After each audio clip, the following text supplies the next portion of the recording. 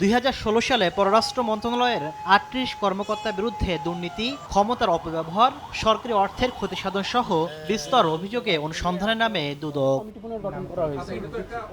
অভিযোগে বলা হয়, তৎকালীন সময় মালয়েশিয়া, যুক্তরাষ্ট্র, যুক্তরাজ্য সহ 10টি দেশের বাংলাদেশ দূতাবাস, হাইকমিশন ও পররাষ্ট্র মন্ত্রণালয়ের কর্মকর্তারা অনিয়ম দুর্নীতিতে জড়িয়েছেন।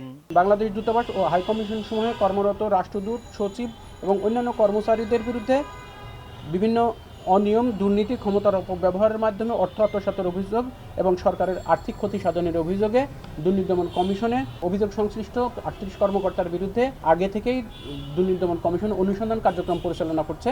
তবে আওয়ামী শাসনামলে দুদকের এই অনুসন্ধান হারিয়ে যায়। গণঅভ্যুত্থানের পর এবার নতুন করে গতি ফেরাতে অষ্টমবারের মতো 3 সদস্যের কমিটি গঠন করেছে দুদক। যে তালিকায় সাবেক পররাষ্ট্রমন্ত্রী AKM আব্দুল মোমেন, সাবেক রাষ্ট্রদূত শহীদুল ইসলাম সহ ৩৮ জন কর্মকর্তা কর্মচারীর নাম রয়েছে।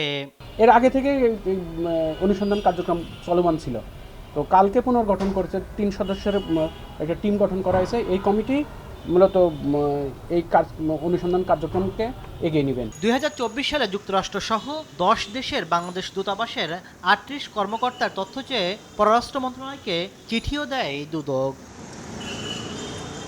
তাসলিম তৌহিদ, সময় সংবাদ, ঢাকা।